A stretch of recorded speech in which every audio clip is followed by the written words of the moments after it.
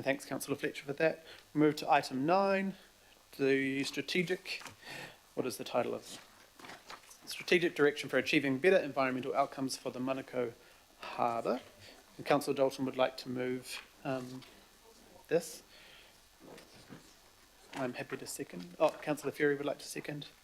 And we'll go to Georgie and Dave. Thank you very much for being here. I know there's a huge amount of work and others behind you who may be watching or have been involved in this huge body of work. So I'll just let you lead off with the presentation and then we'll have questions at the end. Kia ora, thank you. Kia ora, morning members. So this piece of work has been quite a few years in the making, but this particular stage represents quite a bit of work we've done over the last year to try and focus on how we can get the organisation to look at itself and achieve some better outcomes for the harbour, for the environment. So we've got an overview of a bit of a framework and an implementation tool to help us in that direction. So Georgie Hart, Principal Analyst, Natural Environment Strategy Unit, is with us to provide us with that overview.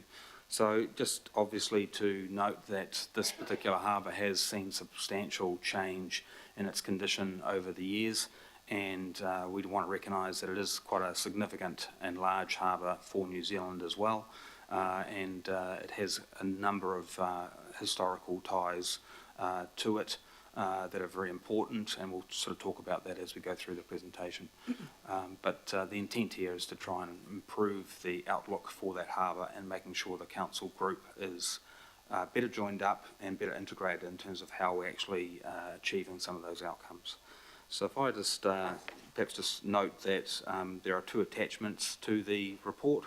One is the actual strategic direction document, and secondly we've got attachment B, which is a summary of feedback from mana whenua, the Manukau Harbour Forum and staff workshops that we've held over the last while, and that basically gives some basis for some of the thought that's gone into the strategic direction document that's attached as attachment A. So if I just leave it there and I'll hand across to Georgie to kick off. Thank you. Tēnā koutou katoa, good morning. Acknowledgements to you all elected members, haukura members, those online. Ko Georgina Hātahau, as Dave introduced, I'm a Principal Analyst in our Natural Environment Strategy Unit in the Chief Planning Office. Today's presentation summarises the material you have in front of you in the agenda report and the 2 attachments we've provided. I'm going to outline why we've done this work. Help if I move through the slides. Why I've done this work in the background section.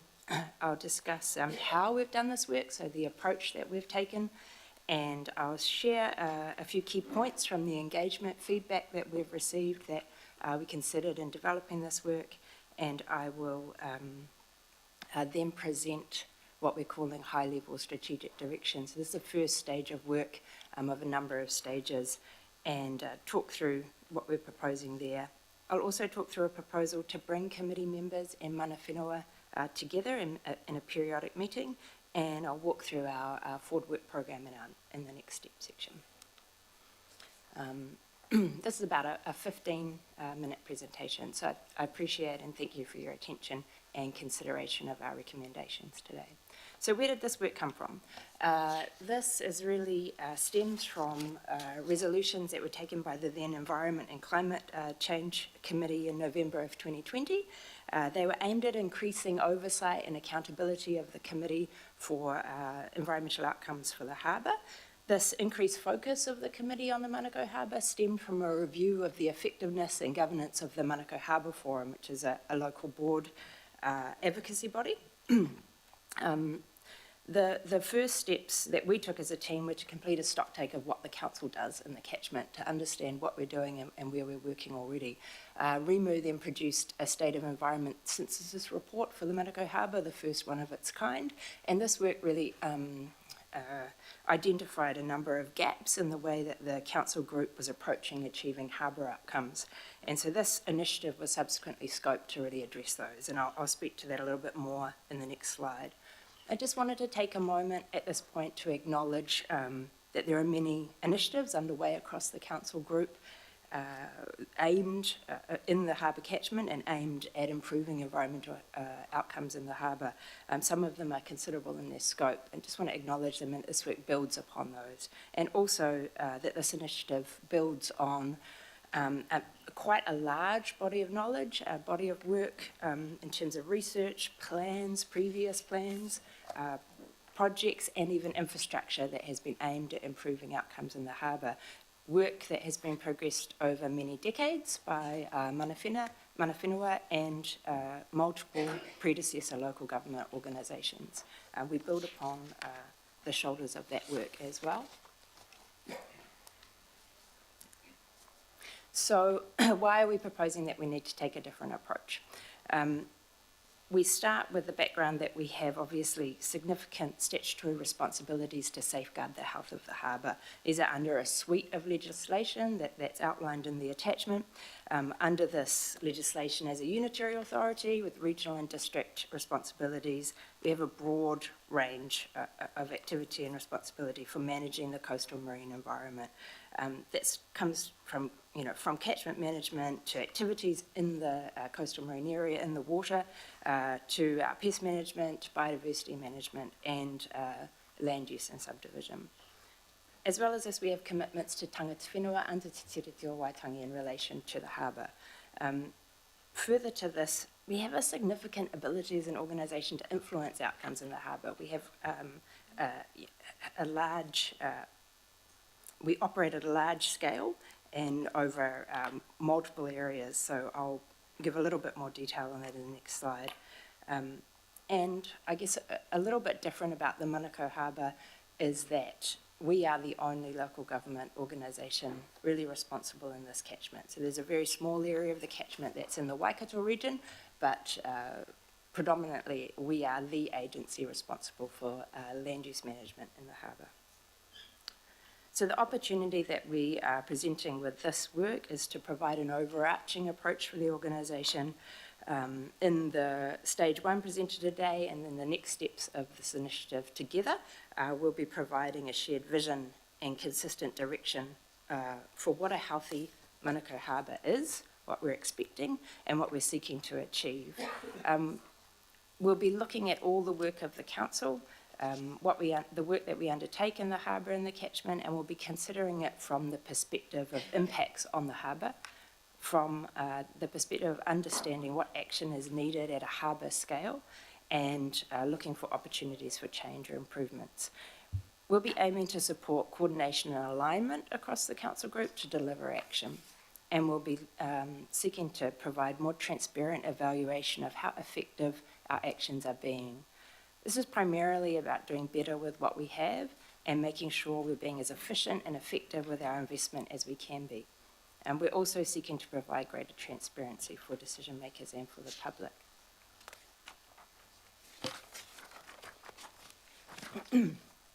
This slide just provides an overview of the key responsibilities that we undertake that have the ability to significantly impact on the health of the harbour.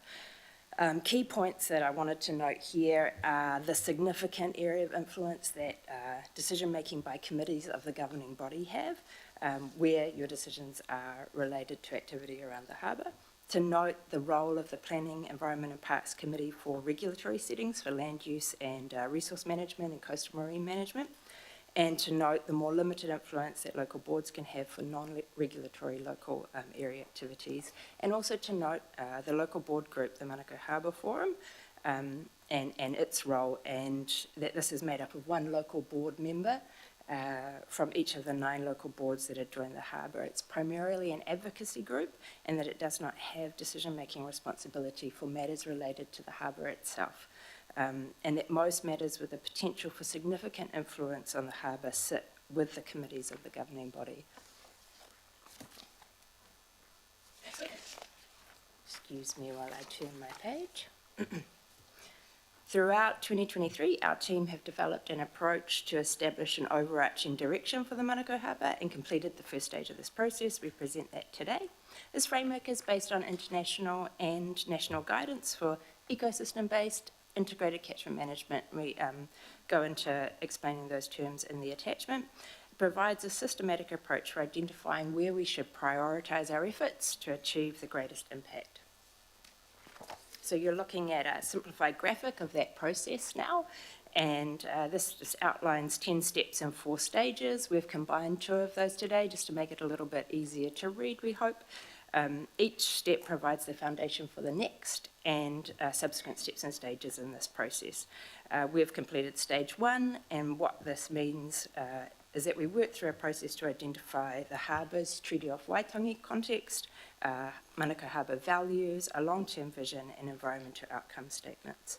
Stage 1 was developed considering a review of existing knowledge about the harbour, what we understand about the impacts and pressures on the harbour, a review of recent public consultation reports to understand and reflect Aucklanders' views into this work, and then direct engagement with mana whenua and local boards via the Manukau Harbour Forum, as well as Auckland Council group staff. Stage 1 is presented in attachment A of your committee agenda report, and that summary of reviews and engagement feedback in attachment B. So I'll talk us through stages 2 and 3 up there at the end of this presentation in the forward work programme and next step section. I just wanted to note at this point as well that work delivered under this process supports delivering our treaty-based statutory responsibilities and aligns with our existing strategic direction. So that work has all been considered in the development of this as well. And I guess I see this as really an overarching approach, a tool for the organisation to help implement that existing strategic direction that we have in relation to, in the context of the harbour and its catchment. Once the steps in this process outlined in the previous slide are completed, we'll be looking to how can this be successfully implemented across the organisation. One way that this may be achieved is through introducing key performance indicators in specific departments where that's appropriate. That's started to be talked about with staff, and some early opportunities have been identified. We'd also expect to look at how this work is considered within key processes and plans across the organisation. So, for example, our upcoming unitary plan review, governing body direction to CCOs, where appropriate, and so on.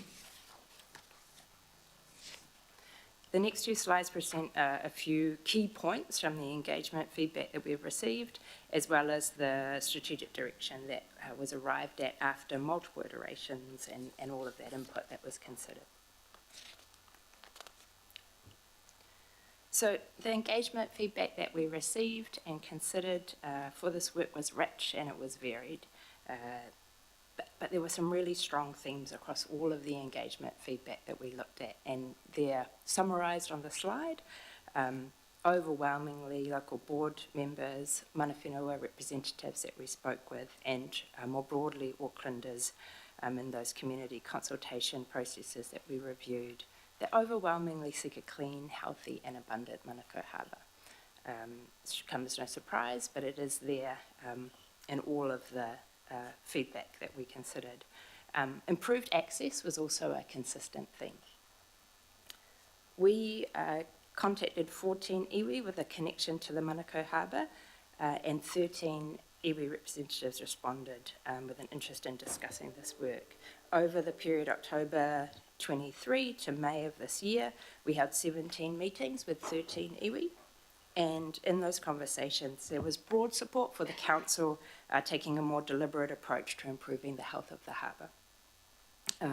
However, many concerns and issues were raised, and I go into detail on those in that attachment B summary of feedback. But a key issue was the importance of mana whenua being involved in decision making for the harbour, including setting direction. And so the proposal that I'll speak to in a couple of slides from now really speaks to our response to that feedback and how we seek to bring mana whenua into this conversation more. Another was the aspiration to have greater capacity and capability to be directly involved in restoration and monitoring efforts. In terms of local boards, we worked closely with the Manukau Harbour Forum in the development of this work as well.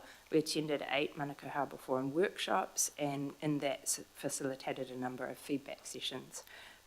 Forum members were in strong support of the increased focus of Auckland Council Group on harbour outcomes, unsurprisingly, and provided all sorts of detailed feedback that fed into the development of this work. And we expect to continue working closely with the Manukau Harbour Forum and Mana Whenua as we progress this work.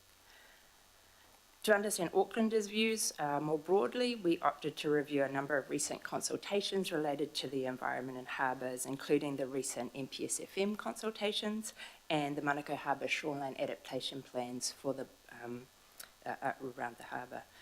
We saw this as an efficient use of resources, as we've had multiple consultation processes recently that provided a wealth of feedback for Aucklanders on what they value about the Manukau Harbour and what they think the vision for the future of the catchment should be. Broadly, Aucklanders are concerned about the catchment from mountains to sea, so they were in support of that catchments to sea focus rather than just on the harbour. And they supported paying they've supported paying for environmental outcomes through multiple targeted rates. There was also a theme around supporting community efforts to care for the harbour, and obviously we do that in a number of ways already. So I refer you again to that attachment B for a more detailed summary of those key points. And I'd just like to take this opportunity to acknowledge all the time and input from iwi representatives, the Manukau Harbour Forum members and staff who dedicated their knowledge and time to providing feedback and input into this work. So now you have the culmination of all of that engagement and input in strategic direction on a page. This slide presents what was arrived at after those many workshops, meetings, and analysis of engagement feedback. This stage of work is about what Aucklanders, from all of those different inputs, have told us about what is important about the harbour, we should be aiming for as an organisation. The point of this work is to establish a shared and consistent direction about what a healthy harbour is and what needs to be achieved.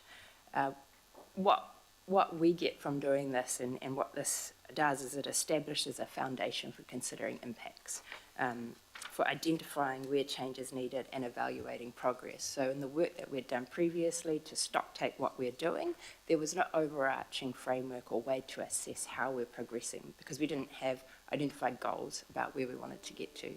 This establishes that framework so that when we look at what we're doing and how we're measuring impact or success, we have something to measure against. In relation to the specific areas, you're looking at a treaty context statement at the top. There's a lot more detail in the report on each of these. This is just a summary on a page version. In relation to treaty context, we need to be cognizant of our treaty context when planning for and making decisions for the harbour. It was important to Mana Whenua representatives that we spoke with that this direction should acknowledge clearly that it does not impact upon this work, or that this direction does not impact upon any existing or future settlement agreements, that it must not put treaty negotiations in relation to the Manukau Harbour at risk in any way. This is important because there are numerous outstanding treaty settlements in relation to the harbour that are still to be settled. In relation to values, the Manukau Harbour values that we identify summarise the things about the harbour that are important to people and that they want to protect for future generations. We received feedback from several Mana Whenua representatives that suggested the idea of setting out Mana Whenua specific values and then the values more broadly shared by Aucklanders. While these Mana Whenua values that you see here were considered fairly universal, each iwi around the harbour has their distinct articulation of these in relation to the harbour. And to understand these, what we sort of promote in this work is to understand these and respond to and ensure that council is protecting them means working with iwi and hapu around the harbour in the work that we do. These value categories are not exhaustive and each consolidates many places and attributes about the harbour into summary. The vision describes the future state of the Manukau Harbour that the council wants to achieve, and it encompasses protecting and enhancing the values that are identified. In terms of long-term environmental outcomes, we identified 5, and they address 5 key areas that would be needed to achieve a healthy, thriving and abundant harbour again. They relate to clean water, abundant life in the harbour or biodiversity, climate resilience of our natural systems, and ensuring that council supports mana whenua in their role as kaitiaki, and that the council supports Aucklanders to take responsibility for the health of the harbour as well. So we have three main recommendations that we're asking you to consider today. The first is to adopt the strategic direction, as I've just outlined. The second is to delegate authority to the chair and deputy chair, and I note a chair's recommendation to add a haukura member to this delegated authority as well, to finalise the terms of reference for a periodic meeting with iwi and hapu representatives and committee members. We're proposing this meeting in response to feedback we received from mana whenua, representatives that we spoke with. They were seeking greater involvement in council's decision-making and processes and discussion of issues that have a significant impact on the harbour. Strategy staff would work with the chair, deputy chair and haukura member to draft a proposal for this meeting in a terms of reference, and we would share that with mana whenua to work through that as well. We'd expect to report back to committee on progress on this in September of this year and look to convene a first meeting following this. This is the last slide in the presentation. The third substantive recommendation that we make is to seek your endorsement of the forward work program for this initiative. This would include a suite of communications following today around the direction taken and really focused on staff and also updating our engagement partners. Next steps include ongoing engagement with staff, mana whenua and local boards, and then we really move to a more technical stage of the work where we're looking at assessing current state pressures and challenges based on existing scientific evidence and understanding of state of the harbour, as well as an update of the stocktake of activity that the council undertakes around the harbour. We'll be adding to this understanding how we're investing, the scale that we're investing at, and the impact measures that we already use to understand the effectiveness of the delivery of our activities in the catchment. This work will enable us to complete a gap analysis and prioritisation. So we'll be looking at the end of this series of work to understand where we have significant gaps in the delivery in our activities for achieving the outcomes that we've set. So one example of a potential gap that we've identified through the work we've done with staff to date is around microplastics in the harbour. It doesn't seem to be an existing work program, policy or approach around this within the council. It may also be, and it's still sort of investigating this, but there may also be a lack of clarity around responsibilities around this as well in the legislation. So we'll be identifying any other gaps like that in our activities, as well as prioritising where we need to focus effort to have the greatest impact, so where the greatest pressures are and where we want to focus our in terms of setting objectives. So the next stage is to set objectives in those prioritised management areas. We'll also work on that meeting that I've just discussed. There are no immediate financial implications that will result from these recommendations. There will be a stage when we look at objectives and actions to achieve them, where we'll be looking at implementation options and costs associated with those, and we'll present that to committee as we do that work. Finally, to recap on the expected outcomes of this work, we're developing a tool that the council group can use to deliver on its responsibilities to safeguard the health of the harbour. We'll support divisions, departments and CCOs to prioritise, coordinate and align investment, to do better with what we have to ensure a healthy harbour. It will also support more transparent decision making by committees of the governing body, departments and CCOs. Kia ora, that wraps up the presentation. I'll hand back to Dave to sum up. Thank you. Thank you, Georgie. Just to drill down to the essence of this is a foundational piece of work which will help the council look to be much more transparent and clearer in terms of what interventions it's actually undertaking. So that'll help us with providing advice across the council group to the kind of intervention logic that we're using to make sure we're making good investment decisions, making better use of what we are investing in. Equally, it's about how planning, regulatory and operational levers are all joined up in an integrated way. So basically, this is about trying to provide the basis for smarter, more efficient ways of working. I will also note that our unit has been involved previously with foundation work for the Kaipara as well as the Hauraki Golf, so we're quite familiar with these sorts of issues and the level of effort required to get your foundation right. So I just want to make that point really clear, is that this is a good investment of time in terms of the work to get to this point. It provides a really good platform for the council group and actually now having those more in-depth discussions about where are the focus areas that we really need to look at. So in other words, defining those objectives after we've done a gap analysis, and then we get into sort of how does that inform and change and enhance what we are already doing as a council group, and actually making sure things that the council group is doing that are at odds with each other need to get rationalised and on the same wavelength in terms of looking after the harbour. So that'll be the challenge for all the CCOs and the departments, is to look at their work programs and really ask the question, how are they actually achieving the outcomes that we might seek for the harbour's future health? And that also reflects, of course, looking to our historic values associated with the harbour, to some of those values that have been really sought for, being remedied over many generations. So just to acknowledge that particular point, and also for our future generations to make sure that the harbour is in a better state than what it perhaps is at the moment. Kia ora. Thank you both. It's a huge amount of work, and I think it's a lot of work has been done, and this is not the start, but this is beginning of a lot more work. But I think it's also, I remember when we brought the stock take to the Environment and Climate Change Committee, it was just screeds and screed of great stuff going on, but I think this helps bring it together, gives it purpose, and ensures that we are getting the outcomes for the environment, but also from a money perspective too, that we're not just spreading. And I know the Harbour Forum and the local boards have been doing a huge amount as well. But this gives us a move forward without needing because we've always kind of been told we're waiting for treaty settlements. We can't really create a body or do this work without it. And I think it would be a mistake to wait.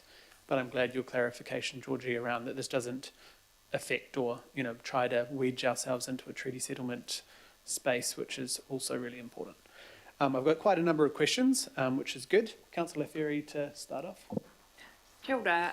Thanks for this, and you touched briefly on some of the stuff I wanted to ask about, but I did just want to understand a bit more in that treaty settlement space. One of the reasons we've sort of ended up in a bit of a tangle with the Manukau Harbour Forum and the use of that word, and the fact that people think it has the same status as the Hauraki Golf Forum when actually it's a very different beast, is that was initially set up in anticipation of treaty settlement coming through that might create a structure similar to Tupuna Maunga Authority, which would actually supersede the Manukau Harbour Forum, and of course that has not yet happened. So is there any sense that there is movement coming in that settlement space? Back in, I think, 2013-14, when we were setting this up, we thought it was pretty imminent. Obviously, it's been 10 years. What's sort of the lay of the land in that regard? So as recently as a couple of years ago, we were sort of told it would be only a couple of years away. And the reality is we've been hearing that kind of narrative for some time. And we also know that the phasing of treaty settlements across the respective harbours in the Auckland region are such that the Manukau is not going to be one that's going to be front and centre for a few more years yet, I'd say. Okay. So I think what we really need to recognise here is that the council group anyway has to sort of look after its obligations for looking after the natural environment system. So we really just need to make a good plug to get on and start doing the right things. And actually, if we work, and one of the recommendations here is if we were working more closely with mana whenua, that might actually at least get the relationship improved, so that when treaty settlements do arrive, that you're in a much better position to know kind of what the future lay of the land will look like. So, so I think the simple answer is there's nothing imminent. I can't see it happening in this next 3 years at least. So that would be my observation. Thank you. And my other query was just around how the Manukau Harbour Forum potentially fits in the next steps, acknowledging you've recognised that it is an advocacy in that advocacy space, not a decision-making space. I think that's really important for people to understand. But also, that said, are they going to advocate to the next step, or are they going to potentially have an observer role, or is their chair going to potentially be part of that conversation? How do you see that potentially evolving? Not in course, it is a forum, it's a joint committee of local boards, and doesn't have any mana whenua input, and that has been that's been one of the triggers for this conversation, is their concern about that. So how do you see them sort of fitting in the next steps? So we're certainly going to be involving the Manukau Harbour Forum and continuing our regular attendance at the forum meetings, rolling out stage 2. So basically stage 2 will involve us doing that assessment of the pressure state and challenges, as well as the gap analysis. So we'll be going back to them every 2 months, is roughly what they're meeting at the moment, and just sort of giving them a bit of an update, an opportunity to sort of hear their views on our analysis. In the longer term, that might evolve. What we want to really focus on at the moment is the Manukau Harbour, the governing body through the PEP committee and the mana whenua hopefully coming together to form a much clearer relationship in terms of an oversight of what we should be doing. I would like to think that over time we might be able to entertain the chair or deputy chair of the Manukau Harbour Forum as a possible invitee in some form to that forum, but I think it's too early at this point. And the other comment I'd make is that it is really important that we clarify that relationship between mana whenua and the governing body committee through this committee. Go on. Great. Thank you very much. I'd just like to make a comment when we get to speeches. Thank you. Thanks, Councillor. Member Henare. Kia ora.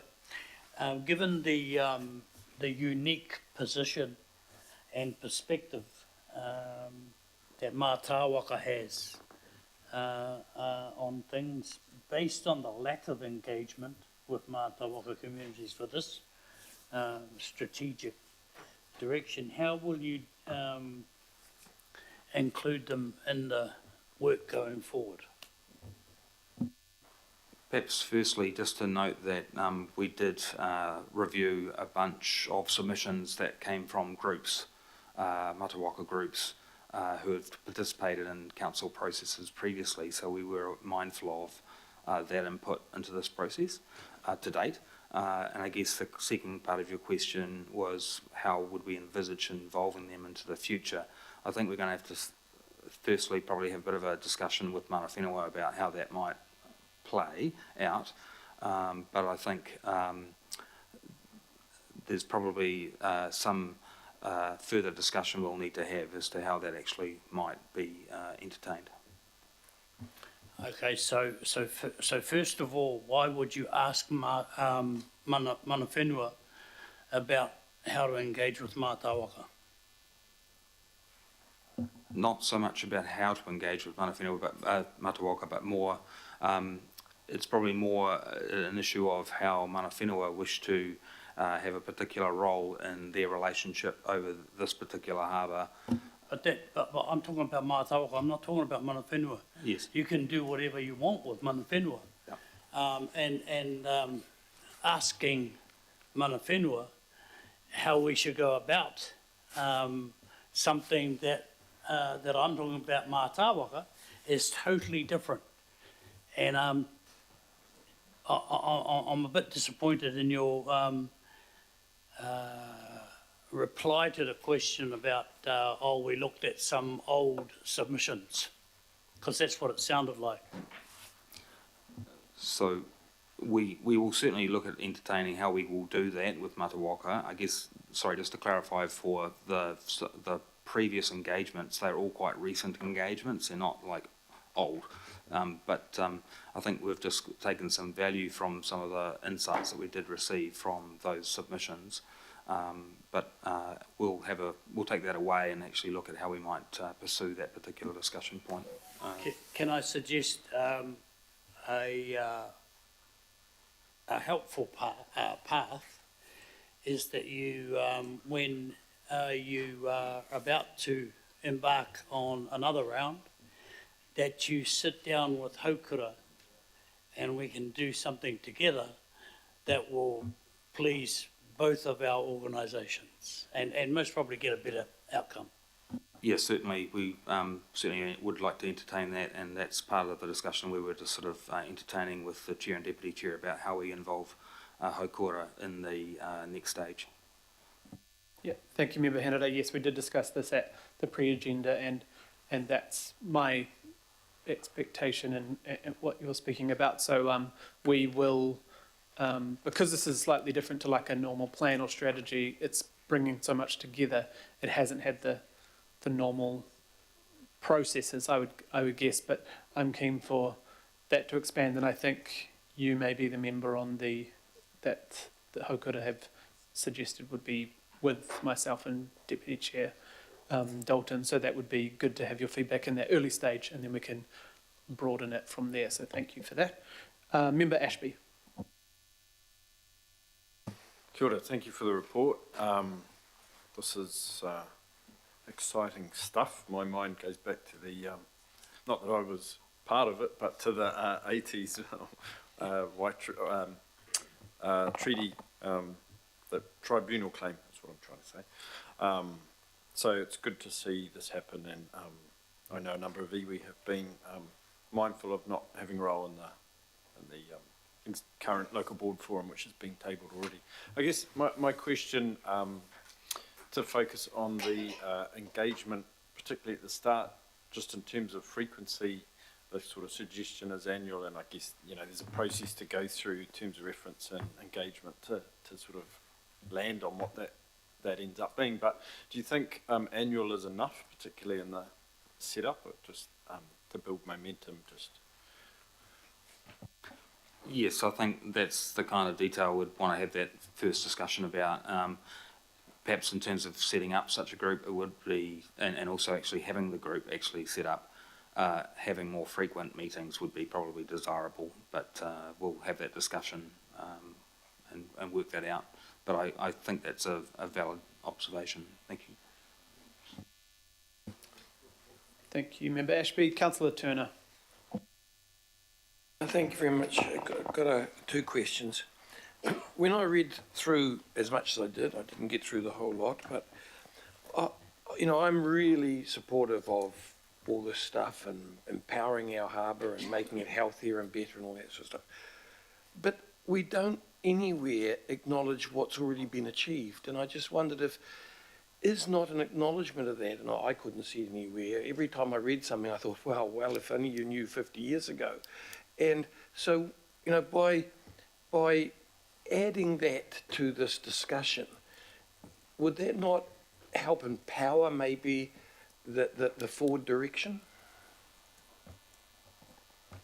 I think we have done a bit of that, but if there are, Georgie, do you want to mention that?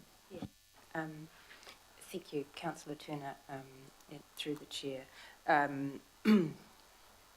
I think we do, but we're certainly happy to do more, and we have talked about, I think we've sort of created a spreadsheet of all the different activities around the harbour over the last 80 to 100 years at a high level, started to populate that and just to make sure we had an understanding of what had gone on in the previous decades. But on page 29 of the report, the attachment A that you have, we do talk to a series of work that was instigated following the Y8 submission in 1984, and so we speak in the settlement history on another page about the implementation of the wastewater treatment plant in the 60s and the huge impact that had on water quality in the harbour, and then subsequently the upgrade. So it is in there on different pages, but we could also have that very clearly in a timeline sort of a thing as well. So, yes, please, you know, you had a picture of my home up there a while ago. In 56 years ago, when I was 11, and my father brought his first fiberglass boat and decided he'd follow the footsteps of my great-great-uncle and great-grandmother who used to row to Onehunga, and we turned back at Blockhouse Bay, and I remember looking over the side at the forbatu and the tyres and the buckets, and he was scared he would damage his boat. You know, now we have seals in the harbour almost all the time.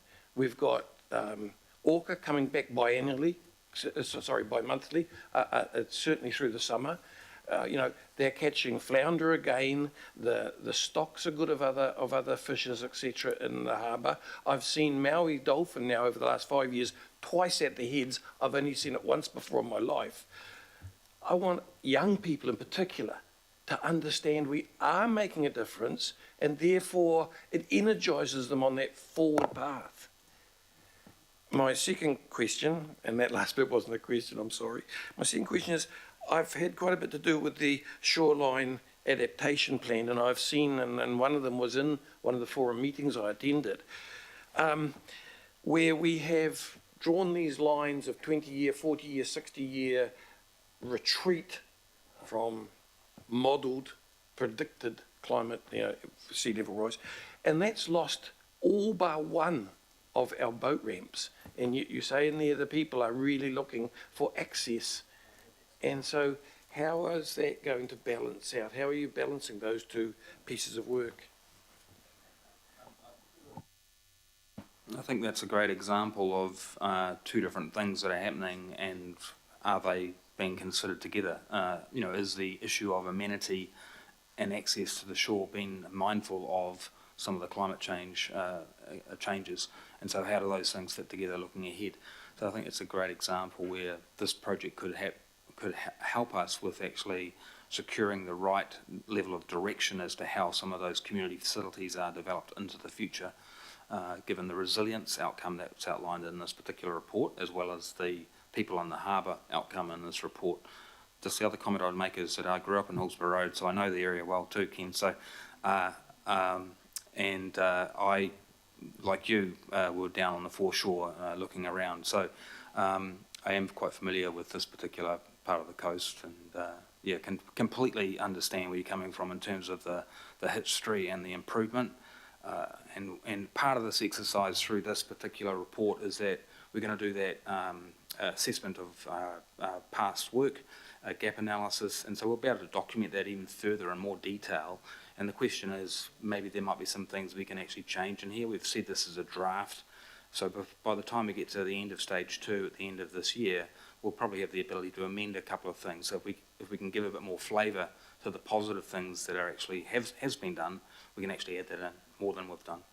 Thank you very much. That's very encouraging, because I'm very proud of our harbour, very happy with what we've achieved, and really looking forward to what we can achieve. Thanks. Kia ora, thank you, Councillor. Councillor Leone. Kia ora, ngā mihi nui kia korua. Thank you so much for the mahi that you have been doing and that you will be doing going forward, and it was lovely to meet with you previously as well to korero about a number of these things. The first question that I have, and because I know basically it comes down to, you know, pushing forward the next level of an advocacy group of mana whenua, and hopefully made up of council at our level and possibly local board level. So in terms of that, I'm just trying to get my head around, you know, we've obviously acknowledged the Ngāti Te Ata claim that they have in at the moment and the length of time that that's taken, and also the barriers around us being able to advocate for funding from central government to be able to address some of this mahi. So can I first just get an idea on the time frame? So this mahi could actually act as a advocacy for us as council to be asking for something to go towards that. That mahi within that 1 year time frame. Is that possible? Well, I think firstly we have outlined that in stage 2 we'll do that gap analysis and be in a much stronger position as a council group to understand where our current investments are. It may be that there are some things that can be advocated for an annual plan or long-term plan processes in the future. I think that the nature of how involved that will be to get across the council group and actually understand what we're doing will take a bit of time. But I would hope that by next year we'll be in a much better position to inform the committee as to kind of where the gaps are and where the likely costs might be for some of those initiatives. That might come through individual departments or the CCOs as well. So we haven't actually framed as to how we will bring that back because there'll be a need for us to reflect that in a more transparent way through this process. But equally, you may find that CCOs and departments have recognised what the gap really is, and they need to now start bringing some of that stuff forward on their work programs. So you'll probably see it in an incremental way as well. So probably a bit of a timing issue there in terms of how we get to the end of stage 2 and how predictable we can say to you next year we'll be able to provide some further information on likely investment areas. Okay, so you think that that's more likely the recommendations around that would be sometime by mid next year? I think that's a reasonable time frame, yes. I mean, well, that's qualified by whatever else is happening in terms of everything, you know, in the organisation and how that is best given effect to. Ka pai. And just a second question, coming back to mana whenua and, you know, what that's going to look like moving forward. So at the moment, is there anything actually stopping us as council to put something together similar to the Hauraki Goal Forum without obviously the central government funding? As we outlined in the presentation, there's just the one organisation here that's really responsible for the outcomes in the harbour in terms of us giving effect to RMA, Local Government Act. So our interest here is probably to focus on how the council group can do much better because we're the largest influencer of the outcomes in the harbour. So our effort should largely be about how this council and the council group is going to be moving forward. And I think what we've suggested in terms of our relationship with mana whenua as a way forward through the recommendation here will actually get the right people in the room to really start looking at how we're performing as a council group. That would be my observations. I don't think we need to go to a model that like the Hauraki Goal Forum for this particular, the issues that we're trying to address here. Okay, just something of a similar nature with mana whenua and then hopefully some resource put towards that going forward. Yes, Councillor, yeah. Okay, no, that's it from me. Thank you. Kia ora, thank you, Councillor. And keep in mind also that much like the shoreline adaptation plans and everything, we won't, if there are things that need to be done as there are constant investments going into the harbour, they won't wait till middle of next year. Like Healthy Waters and others will continue doing things and promoting things. It will just, you know, it's not about holding things off until a time as well. So, Mayor Brown. Thanks for this. I generally support the idea of what you're going to do. It's possibly a little long-winded, but two things. Already there are some groups active out there doing these sorts of things, and they're contacting me, and I'm part of one of them. And I'm not quite sure how they fit in or even how we respond. Good examples being sea cleaners have been busy doing the sorts of things that Ken talks about for quite a long time. And I don't know where they fit in, we just do it. But it would be nice because we're dealing up with the streams at the upstream that gets into the harbour, and there are a lot of tyres and mess that gets in there that shouldn't get in there. And people put it in there, it's not washed in there. And secondly, that a group like at Waiuku, there's a group called the Mud Guys or something or other. Yeah, and they're writing to me and asking me what about mangroves and what response do I give them? Who do I refer them to? I mean, for instance, at the Hauraki Goal Forum, I can actually, I know the members of that and I can send them off to the right person, but how do I deal with that in the interim time until you get a body, and will it be able to deal with those people, and will it remember the people like sea cleaners? Because you can get so tangled up with thinking about iwi that you'll never get anything done, you know. They're important, but there are other people there as well. So firstly, as we've recognised, there's hundreds of initiatives from across the council group that are responding to particular things. One of the things about the community groups, and it picks up on perhaps the last item we talked about, is how some of those community group outcomes are actually integrated or recognised with the council group work program. And so it's important for us to actually sort of see how those things mix and match. In the case of Mudlarks, that's a group that's had quite a lot of a relationship issue with the local board down south, but equally there are departments within council that have been looking at the planning response for how mangroves are managed. So in this case, well, you've got the general manager here, John Diggood, from the planning side of things, but we also have a number of operational staff in the operational part of the business who are actually working to advise on how that could be carried out locally. So there's been historically a lot of conversation with those kinds of groups, and they will continue through the right channels.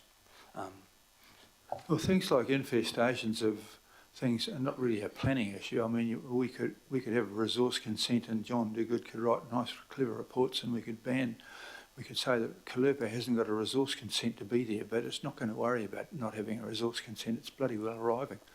And then mangroves are responding to changes in silt and other things, which are complicated responses from natural environment to things that we've done. And there are lots of examples of this where we tangle ourselves up. I mean, the South Island have got themselves in a panic over wilding pines, and yet other parts of the government are telling me we've got to plant more trees, and other people are pulling them out. And no one seems to see that there's an unanswered conundrum there. So, I mean, I completely agree, and this is kind of what we're trying to do here, is we're saying there are planning, regulatory and operational arms of council. What part do each of those levers play in terms of the right response that we might need for particularly things that come up straight away, like Kalupa or pine trees in the South Island example, or river snot in some of the South Island rivers. So, there's a whole bunch of those things that are happening on a daily basis. The intent of this is to try and get across the top of that and make sure we're actually doing the right things that are in an integrated way. So, for example, how are we managing the level of sediment that is getting into our rivers is clearly a key issue, because that's why you have the mangroves coming along and settling. So these issues are not new, been around for a long time, and so what we're trying to achieve here is a better integration to how we respond to those kinds of issues, enhance the good things that we can do in response using the right tool, the right lever, and then maybe question why we're approaching some issues in a way that we have to date if they're not the right lever. So I'm completely consistent with your thoughts here. I think. Good answer. You're not just going to create a monster that's going to just plough through boxes ticking. No. You're actually going to think about it. That's pretty good. Yeah. Thank you, Mayor. That was all the questions I have right now. Thank you both, and thanks for the teams who've worked on this and continue work on this. We have, and Councillor Dalton would like to speak, and then Councillor Ferry after so far. So thank you both. Councillor Dalton. Kia ora, Chair. I just want to give great big thanks to Georgie and Dave and the whole team that have done so much work on this document. Finally, we have something here that is going to support the Manukau Harbour. And it's been years and years, and I want to just acknowledge every single board member that has been on the Manukau Harbour Forum, because they have been battling away there, doing some good work, but without any teeth. And we might say this doesn't actually give us the teeth that we're after, that we want straight away, but this builds a strong foundation of collaboration, of bringing all of the work streams that are happening already across council together. So we'll have the opportunity, until we can get the type of setup that we would like to have, the power, to really focus the funding that we're putting in. So so many of us, our departments are doing such great work for the harbour and investing in the harbour. But let's get it targeted to make sure that we are getting the right results, the right outcomes. I'd like to acknowledge the current chairperson, John Turner, for all the work that he's doing in the forum, but also really Alan Cole. Alan Cole has been there for so long, from Franklin Local Board. He's currently the Deputy Chairperson of the Manukau Harbour Forum, but he really has been hanging in there to try and get to a place where the forum does have some teeth and that it can have the relationship with the governing body. And I know the forum itself does want to have that relationship with mana whenua and Mata Waka. So it's, I mean, just going through the briefing on this, the amount of information that has had to be worked through and put together is incredible. So thank you. Thank you, Dave. Thank you, Georgie. Thank you to all of your team that have done that. Kia ora, Chair. Kia ora, thank you, Councillor Ferry.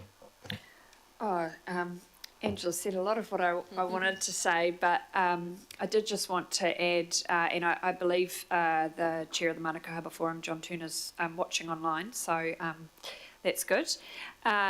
And support the comments made about the role of the Manukau Harbour Forum over many years. I recall in early days on the Puketapapa local board when the forum was being mooted and put together, and how fragile it was that we were even going to be able to get all 9 local boards to agree to do something together, and then the next step was to get them to agree to put some money in. And each year it was sort of will everybody come in or not? And now it's very much become a really important advocacy group, but also acknowledged its own shortcomings, which I think is really powerful, and has brought this to the regional space where it needs to be progressed further. So I wanted to acknowledge that. I also just wanted to sort of, I think, give a shout out for Auckland's Forgotten Harbour. I grew up on the North Shore and it was all about the Waitemata. The city of sails was never about boats on the Manukau. It was always about the Waitemata and the Hauraki Gulf. And I've seen a real maturing as and I see this as one of the real benefits of the super city actually. I have to admit that if the Manukau is the forgotten harbour, the Kaipara is the super extra forgotten harbour, and it's been good to see work happening in that space too. But for the purposes of this conversation, representing in the past the Puketapapa area where the Waikowhai coast is, and even in the first term, I think we didn't even have a name for that area, and there was a conversation with the community about what to call it. It didn't even have an identity because the old Mount Roskill Borough and in the Auckland City days, our backs were to the Manukau. And now we are turning around and facing the Manukau and embracing it, and I really feel very proud of us as a region that we're starting to do that mahi, and also that we're acknowledging the integral role of Māori and mana whenua in that conversation too. So kia ora, thank you. Kia ora, Councillor, thank you very much. Councillor Baker, moving around the harbour. Friday the 29th of April 2011 was the first meeting of the local board at a little building in Onehunga, and the purpose of that meeting was to determine the best way forward for Auckland Council, in brackets governing body and local boards, because it wasn't really understood that there was a significant co-governance or shared governance role in Auckland Council, and probably still exists, to facilitate improvement and enhancement of management of the Manukau Harbour in collaboration with key stakeholders. And it was established that little meeting, and that was the birthplace of the Manukau Harbour Forum. And interestingly, the potential stakeholders included mana whenua, and I remember talking to a number of mana whenua representatives at the time, and they felt that at the time there was a lot going on, and so there was Ngāti Te Ata, there was a lot going on, and they felt it was better for them to just hang back because there was so much going on. And we also included their Department of Conservation, Ministries of Fisheries at the time, all sorts of stuff. So this is a huge, this is a really significant moment for those of us who were at that first meeting. This is a really significant moment, and it's something that I guess we've been sort of aiming for is to have a greater interest and greater leadership from the government, well that too, but from the governing body in terms of how we look after the Manukau Harbour. And so, you know, I really do think this. I'm interested in, you know, and I think the offer of tow that, you know, a really good first step would be to meet with them and to discuss how best to move forward, take advantage of the offer. Would be my recommendation. In terms of the future of the Manukau Harbour Forum, being the one that wrote that agenda, I'd actually think that maybe it's time that if we are able to create something better, that the Manukau Harbour Forum just dissolves. It sets up, because it was set up to find a better way to manage the Manukau Harbour. If that means that the Manukau Harbour Forum has done what, you know, has through its advocacy and it's just being there, has done that, then maybe it's time that it goes. Maybe it's time that it was replaced by something else with more teeth, with more ability to get change and more ability to, I guess, achieve the things that it set out to do on the 29th of April in 2011. Over 13 years. You know, it's like the old good cheese, it takes the time. But so, look, really, really pleased, Dave and Georgie, thanks very much for the work. And you know, and as Angela said, to the people that have really beavered away on the Manukau Harbour Forum since that date, you know, John Turner's been an exceptional chair, I believe. His uncle's a bit dodgy, but you know, he's been exceptional. The likes of Alan Cole, who lives right there, like Ken, lives right on the border, lives right on the edge of the harbour. He lives it every day of his life. You know, good time, great outcome. You know, more work to be done, obviously, but well done, and you know, let's get cracking. Kia ora. Thank you, Councillor Baker. Good to have more of that history as well. Councillor Fully.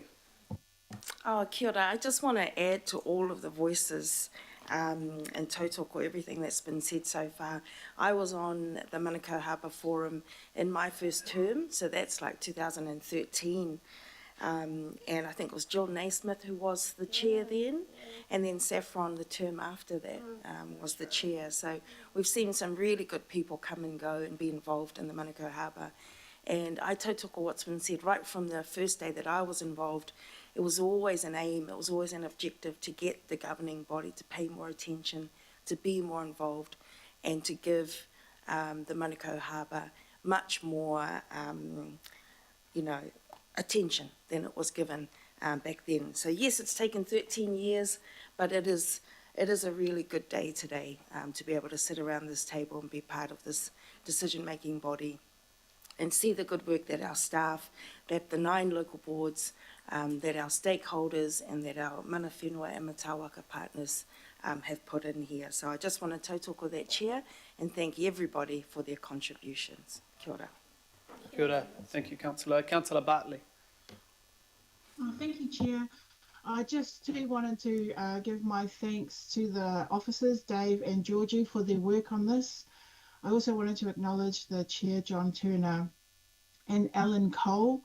I was still continuing to go as when I got on the governing body to the Manukau Harbour Forum, and it was really good to hear that they wanted more oomph. And I acknowledge Glenn Boyd for his work in doing that, getting that report underway, which kind of provided the direction of where the forum could go. But it was there when I heard from Alan Cole about what the farmers do in regards to looking after the waterways and harbours. So acknowledge him for that. I think, yeah, it's definitely good to see this on governing body agenda because, there was a time there where it was called the Forgotten Harbour. And we saw that with the water quality rate where the majority went on the Western Isthmus and a little bit went to the Manukau Harbour. I think it's really important that this is happening because when the East-West link happens, that has considerable damage to the environment, to the Manukau Harbour, So we're going to need strong voices there to advocate for the Manukau Harbour. And in terms of Councillor Turner, when he asked about, how do we know all the positives that's happened, the Manukau Harbour has a symposium. I don't know if it's running them this year, but that's a good way to see all the good works that happen there. Even sea cleaners presented at that symposium. So thank you for all the work. Healthy Waters also do a lot of good work there. And good to see this focus with iwi, because I've been in the forum where iwi are sitting in the public gallery requesting to speak, and that just didn't seem right. So I'm glad to see this is being picked up and made a priority given their natural kaitiaki of the harbour. Thank you. Kia ora, thank you, Councillor. Councillor Fletcher. Thank you, Chair, and please excuse that I'm not on. I'm not using my camera. I'm unwell. As a child, I grew up on the Manukau Harbour on the shores of Paurika Island. We went floundering with our spears that we would make. We played in the water. It was just the most glorious place to grow. But I couldn't, and it spurred my interest in politics and activism. I couldn't understand why people were just using it as a tip. I couldn't understand why others couldn't see, just because it was so tidal, the natural beauty, the bird life, the things that were just so inherent to what I think of being a Kiwi. When I look back, the meetings that were held from when I became a teenager through to my 20s, 30s, 40s, when people were still thinking it could just be a place for the sewage to be pumped into, meetings at the Karaka Hall, all the groups that came together. So today we really do justice to all the activism that has come before, and putting finally to rest the poor cousin status that the Manukau Harbour has had. So I really want to salute the officers for the way in which they are bringing this together comprehensively. It is so long overdue, and I also want to speak really positively in terms of the advocacy that everybody has brought on this.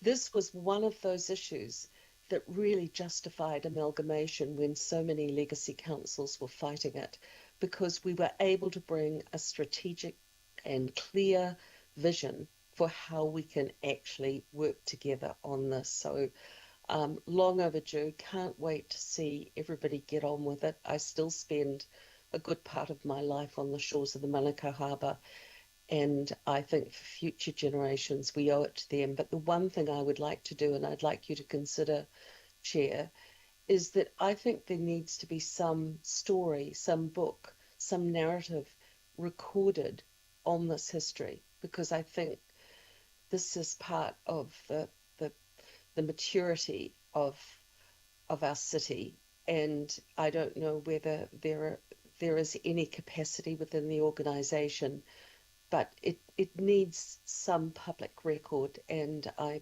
just put it to you as an idea, and perhaps you could come back to me informally on that.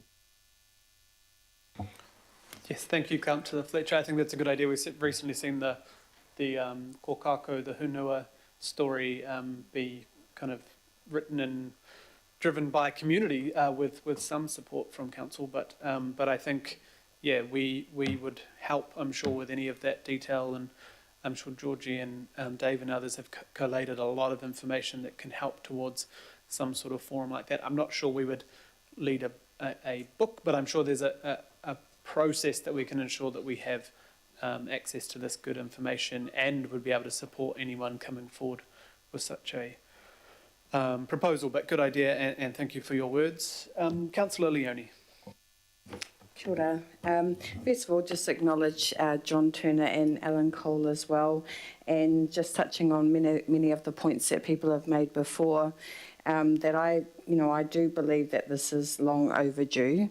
It's great that we're addressing this now, but I do have huge concerns with Auckland Council and the fact that it has taken so long for mana whenua to be at that decision-making table, taking into account, obviously, that there's been ongoing issues around their settlement, but it's 2024. And I think as a council, we should be leading the way in co-governance in every opportunity that we have. So I just wanted to really say, look, I'm really happy about our steps forward, that we are doing this piece of mahi, and I'm really confident that the kaimahi that are involved in this really will push things forward. But I also just want to voice my real concerns about the future generations of this city and setting an example that mana whenua, wherever we have an opportunity, should be at the table in terms of co-governance and decision making, and that this council should be providing funding to address, well, not funding, but we should have a clear plan on how we should be addressing these issues, the funding across the wider council and the mahi that we're doing to prioritise it. So ngā mihi nui kia koutou, really wish you all the best in this next part of our journey. To our mana whenua that I know aren't online, but I know have been working on this. And I do know Ricky Minhanek and his mother, which I'm aware was, had put forward the original claim. I do believe that we should at some point also have a forum where we acknowledge that mahi. We don't need to wait for the settlement for that to occur, but to acknowledge her. She's passed away now, but Ricky is here and plays an active role within our council and the work that we're doing. So kia ora koutou and ngā mihi nui, kia ora. Kia ora, thank you, Councillor. And just last word from me, yeah, just fantastic to see us move to this place. I think the start of last term, Councillor Coombe and I were, as Chair and Deputy of the Environment and Climate Change Committee, suddenly posed with the review very quickly into the term, and we sort of said, okay, what's next? How do we get some advice on what to do here? And I guess the first thing was the stock take, and then we just got screeds and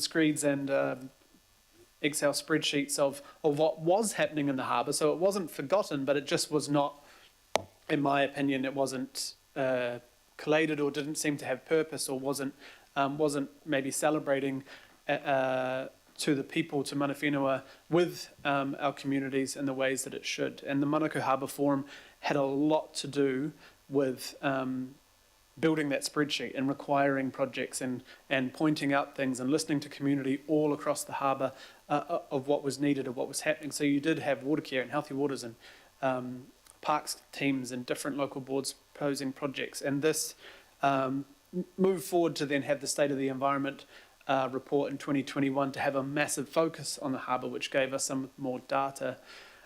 Unfortunately, some of the advice we got at the time was that we shouldn't or couldn't move forward with any sort of co-governance, or that mana whenua were not keen to be maybe weaved into the forum. It needed to be something different. So it's great to see that this part is now moving forward, and it doesn't necessarily affect any treaty settlement process. We can work together without the formality of a Hauraki Gulf Forum or the settlement process of the kaipara.